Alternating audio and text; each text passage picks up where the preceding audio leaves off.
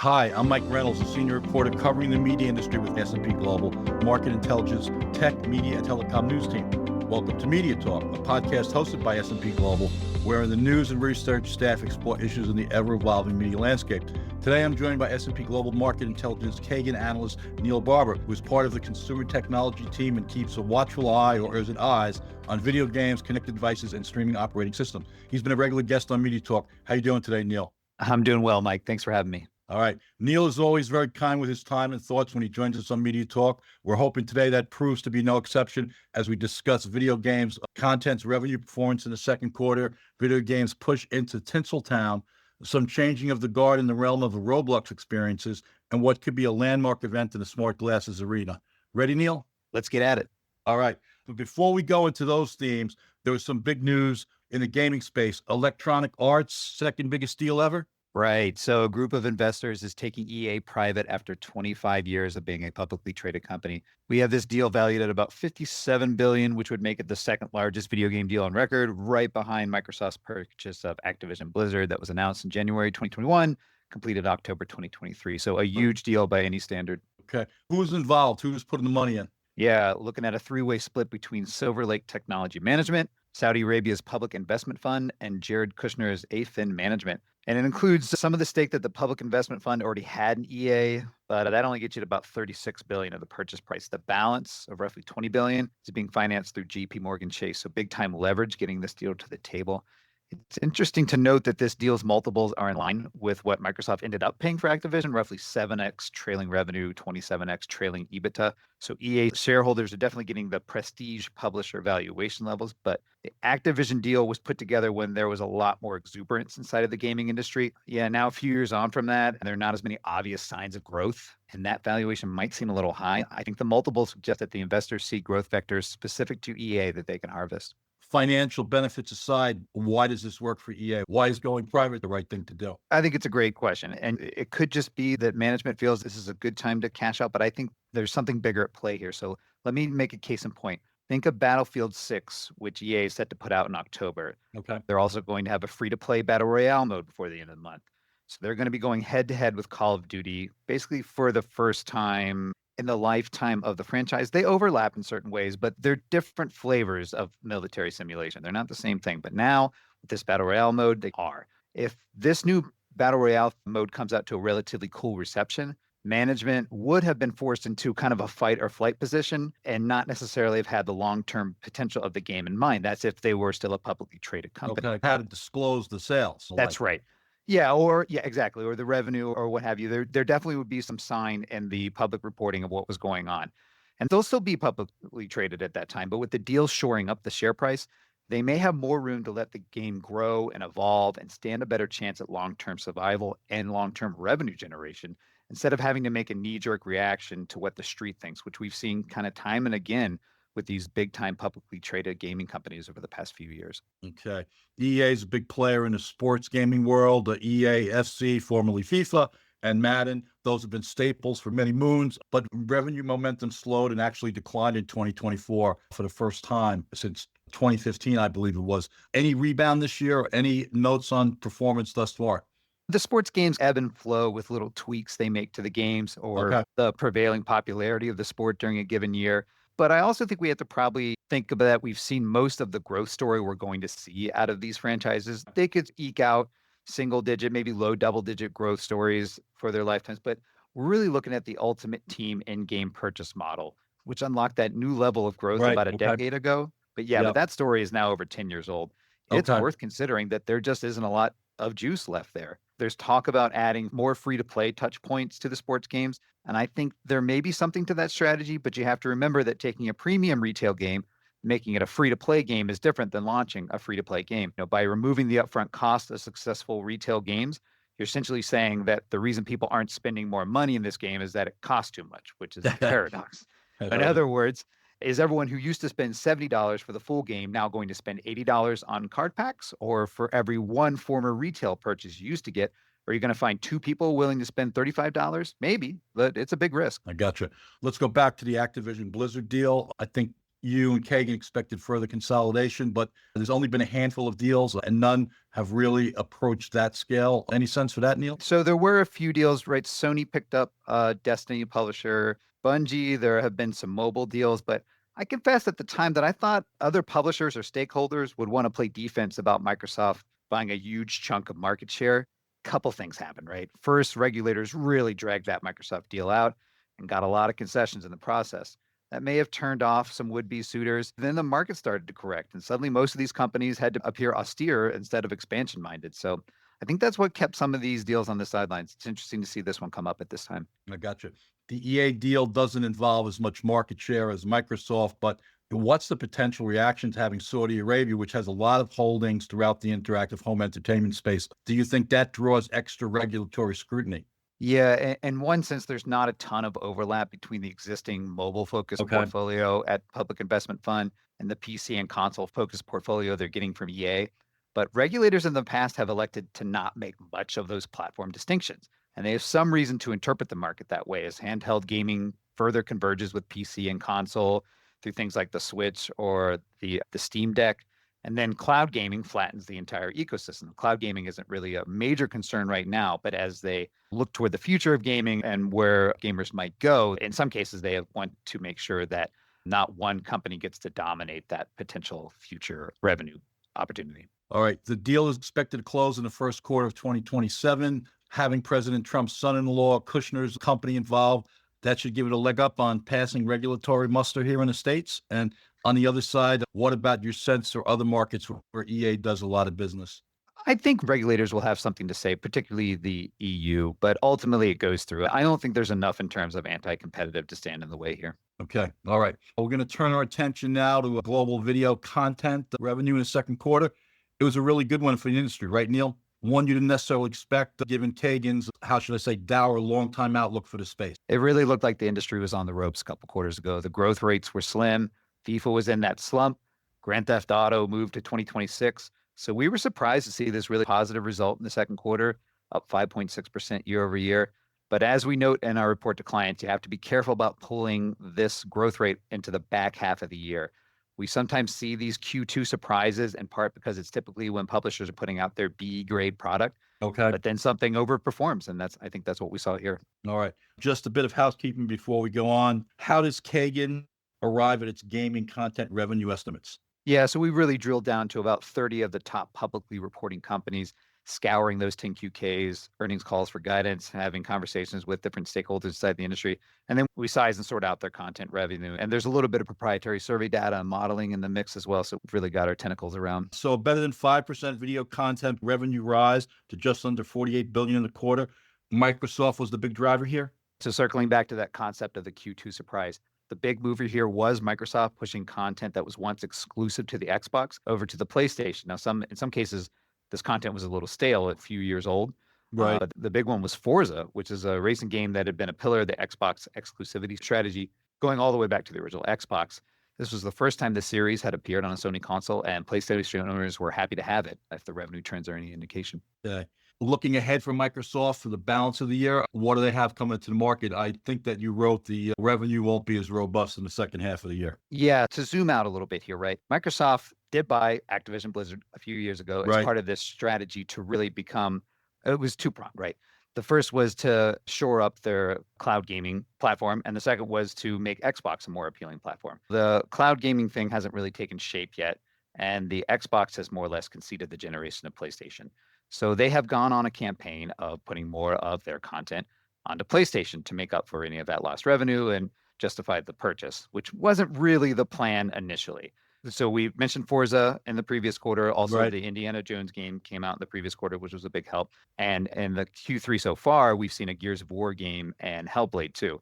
They don't appear to have made as much of an impact. I don't know if it's because there's not as much pent-up demand as there might have been for Forza. But also, we're getting closer to the time when consumers are starting to think more seriously about the next Madden, FIFA, Call of Duty. And if you want to put out a game that you think that might not have a ton of impact, you put it out in Q2. And those games didn't make it. All right. What other companies had strong second quarters? Yeah, the big Chinese publishers are still having a lot of success on PC. Tencent's new Dune MMORPG had a good opening. NetEase is continuing to do well with Marvel Rivals. Some of those catalytic forces are going to be lapped in the coming quarters, so it'll be interesting to see what moves they can make to stay relevant.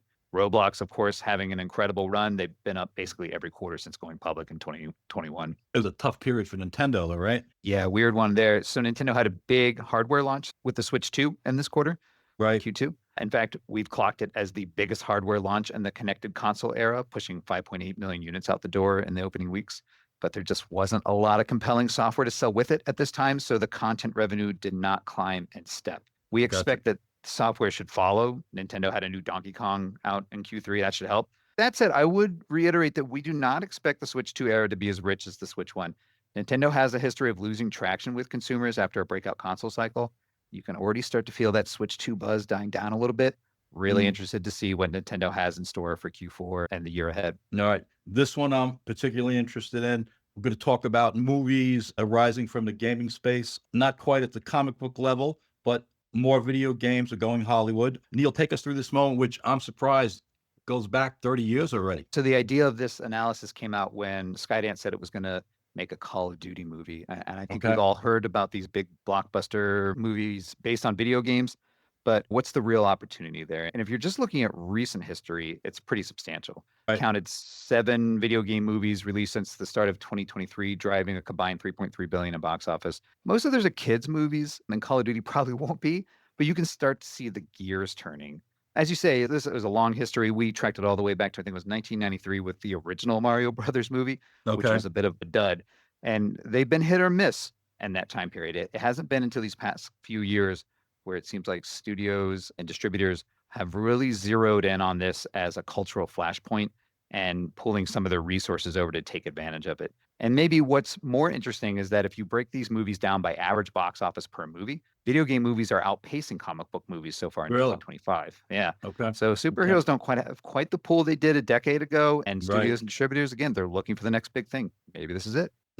You said the original Mario Brothers movie was a dud. Certainly not the case for Super Mario Brothers movie in 2023.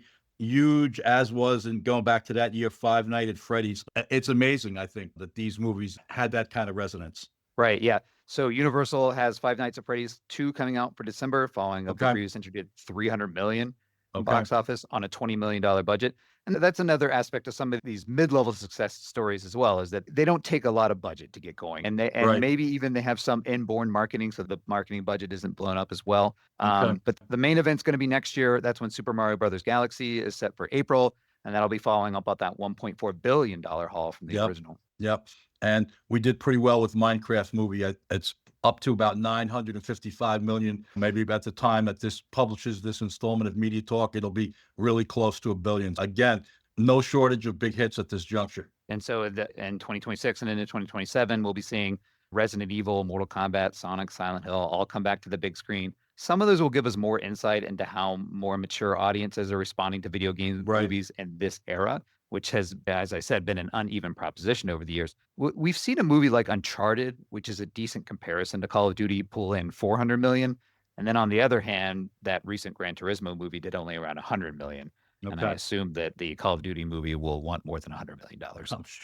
I'm sure. I think all total, you guys identified that there are 21 video game related projects in development for the big screen. Yeah, something along those levels. Some of those have not been announced for a release window. In fact, most of them haven't been. And some of these games, these projects won't make it to the screen. We've heard reports of these coming up and going away over the years. But yeah, it looks like that there's a pretty substantive pipeline ready to produce hopefully some big hits, or at least I'm sure the studios are hoping for big hits. The other side, one of the bigger shows on HBO Max, is The Last of Us, also from the video gaming space. It's interesting when movies like that come out, or shows like that come out a couple years after the video game has been released, and you'll see its feedback into catalog sales, or that the publisher will rush to put out a remake or a remaster of the game to line up with the release. What's interesting about Call of Duty is that a Call of Duty game comes out every year. So if they can plan accordingly, they could line up a film release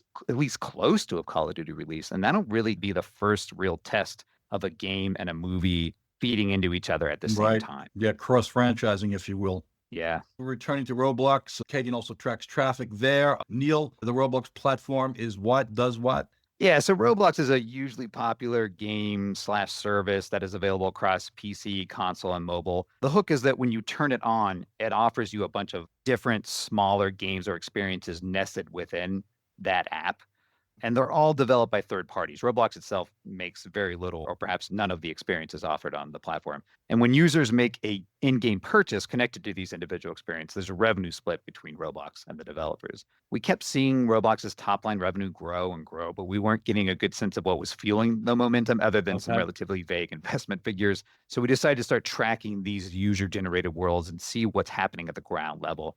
And what's really striking is how quickly some of these new game modes are ramping in terms of player count compared to older experiences, which took years to find the same level of success. An early assessment might be not only has Roblox as a company been successful getting the platform in front of new people, but the users generating the content have gotten really good at giving those people exactly what they're looking for. I think through early September, you guys named the 3 most popular experiences among active players are 98 Nights in the Forest, Steal a Brainrot, and Grow a Garden. I'm particularly interested in Steal a Brainrot. Neil, what is that? So Steal a Brainrot is a game, and I have a fairly good conception of what's going on in this game, although I've certainly not mastered it, where you want to gather these pets and you keep them in a cage or you keep them in your house or something like that. And the person with the most pets wins. So you can steal pets from other players, but the problem is when you leave your home to go steal other people's pets, you leave your home unattended. And your door is open to the same, huh? That's exactly right. And so this concept has been insanely successful on the Roblox platform. Okay, deservedly so. In terms of this, you had mentioned that a lot of these games are coming on a lot quicker than they have in the past. The thing about Steal a Brainrot, and you mentioned its rival, Grow a Garden, earlier. Grow a Garden was considered this breakout success. It launched in March, and by late spring, early summer, it was all anything kids were talking about. But the really interesting thing is that Steal a Brainrot debuted in May, and it's doing the same thing. So these games are ramping very quickly, and to see one right after the other like that, one of the interesting things about Grow a Garden is that there hadn't really been a breakout success for a while. So to see 2 back-to-back like that makes you think something's going on. Yeah, maybe again, it's the platform, the different experiences, and now Roblox has a good rep and people know to go there. It'll be something interesting to find. Yeah, exactly. And success begets success in these kind of environments. Grow a Garden comes from something called Brookhaven, which has an NFL game in this space. What's that about? So the thing here is that, like I said before, most of the games published on Roblox are small teams, small operations, true homebrew experiences. But we've seen a few organized attempts to crack this market, and Boldex is being one of them. Okay. They have partnered with the NFL. I believe there's a few other branded experiences they have going on. And while these aren't the tippy top traffic drivers on the platform, if you start putting them together, they have a little cachet. So I can't help but think that other developers are going to start to take note of how quickly some of these new projects have been ramping and try to push some resources in there in the same way that Boldex has. Okay. All right. The final thing we're going to talk about today is MetaRay display glasses. The product was introduced at Meta's annual conference showcase last month. Neil, I know this isn't necessarily an easy thing to do considering we're communicating virtually and there are no visuals, but Meta Ray-Ban display glasses do what for users? Yeah, so this is building on an existing product line called the Meta Ray-Bans that Meta and Ray-Ban have collaborated on for the past 2 years. And they've mostly, until this point, been audio-based. So you'd put them on and you'd say something like, hey, Meta Ray-Ban, take a picture of what's in front of me. They have a front-facing camera. Or Meta Ray-Ban, connect to my phone and play this podcast for me. And they have little speakers on them, play the podcast. And then more recently, they have linked them to large language models and other AI. And so you can do something more complicated like, hey, Meta Ray-Ban, what am I looking at? And if there's maybe some of the demos I've been in, there's a plant in front of you and it'll tell you what the plant is, that kind of stuff. So really interesting use cases along those lines.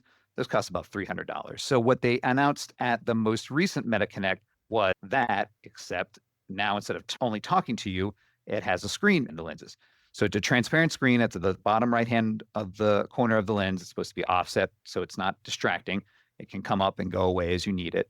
And it'll do things like send you notifications from your phone, or you could make a FaceTime call with it, or just get some general visual language in and out of another device. These cost $800, and they're bigger than the Meta Ray-Bans, which were already bold fashion statement to begin with. And they still have the front-facing camera. And unfortunately, the demonstrations that they had at the Meta Connect were troubled. They didn't all work quite the way they Okay. want to. A rocky launch, but an interesting segment nonetheless. In your piece, you wrote that you expect big things from this, and I take it that's not because Mark Zuckerberg modeled the glasses himself on stage. So our 5-year forecast for smart glasses, I think, is relatively tame. I think the audio-based smart glasses have reached a pretty good price to feature point level that they could move millions, maybe tens of millions of units. And the display-based glasses are a little too bulky and a little too expensive to catch a mass market, I think, in the 3 to 5 year time frame. That's not to say that they're not going to sneak into the market, that you're not going to see somebody wearing a pair in the airport sometime soon. But as I say, I don't think they've reached the same value proposition as a wearable that audio-based smart glasses have just yet. That said, I have definitely tried some of these models of smart glasses or things very much like what Meta was showing at shows like CES and Augmented World Expo, and they're pretty cool. When they get to the right price point, I do think people are going to get excited about these. $800 remains a sizable chunk of change for most. And think about that's before you even get the prescription lenses in there, so you could walk out paying more than $1,000. Okay. All right. Consumer Insights did a recent survey, and it said consumers are either wearing or interested in getting more smart glasses. Going back years ago to the AR, VR world, you put the device on your head, it's got a strap, it's clunky. If you wear contacts or glasses, maybe you're okay with it. For those who don't, it's an impediment. Your sense here, you said it's a little clunky. You expect them to get better? Yeah, I think as the form factor improves, some of what we saw in the survey will bear out a little better. The question that we had was, are you interested in purchasing smart glasses over the next year? And 50% of people who didn't already use smart glasses said they were. Interested does not necessarily translate to a purchase. If you're interested in smart glasses and you go to the store and you met a Ray-Bans for $800 and they got those 2X size Coke bottle frames, maybe you're not interested anymore. But I think there is a market here if you look at things like other wearables like watches and earbuds, things that people weren't wearing before either, but found a utility for, found a way to work it into their everyday entertainment or productivity. They could have something here. Yeah, every day I think is the operative word there. You see so many people with them. So you're thinking this is going to grow? Yeah, I think we have our smart glasses going up to 20, 30 million units by 2029 on an annual basis and growing into a pretty good install base over that period as well. Not quite as high as earbuds or watches just yet. But again, we're thinking of the value proposition, and especially in terms of pricing, it's just not as competitive as you can find for a smartwatch at this time. I gotcha. All right. We'll see where things map out that way. That concludes this episode of Media Talk. Next time Neil joins Media Talk, we'll both be wearing Meta Ray band display smart glasses. I wanted to thank Neil for sharing his tech acumen across the board with us today and his initial thoughts on the big EA deal. Appreciate it, Neil. Great. Thanks, Mike. All right. And I want to thank all of you for listening. We'll catch up soon on the next installment of Media Talk.